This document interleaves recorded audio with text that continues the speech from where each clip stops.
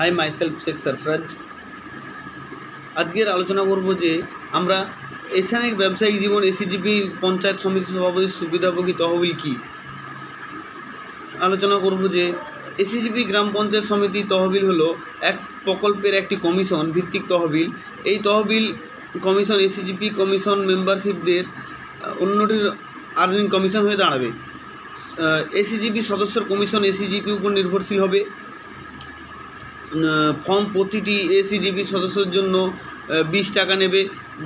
তাই যদি পঞ্চায়েত সমিতি এলাকায় এসিজিপি 10 লক্ষ টাকা সদস্য তৈরি করবে, এসিজিপি পঞ্চায়েত সমিতি সভাপতি তহবিল প্রতি 14 মাসে 20 লাখ হিসেবে উপার্জন করবে। সভাপতি পঞ্চায়েতের সভাপতির দ্বারা আলোচিত হবে এবং এই সদস্য পদ অনুযায়ী 3 লাখের বেশি আয় হবে।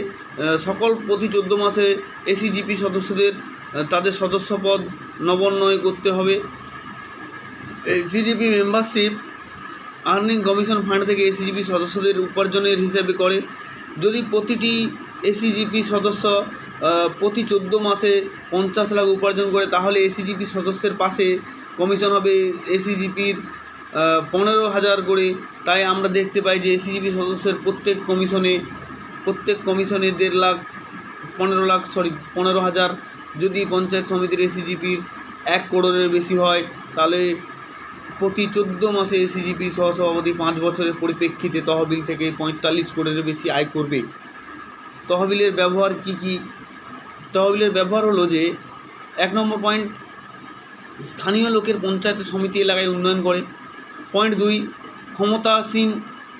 ক্ষমতাসীন রাজনৈতিক দলের ব্লক পঞ্চায়েতের সমিতির সচিব স্থানীয় উন্নয়ন ইস্যুতে 10% ব্যবহার করা হবে।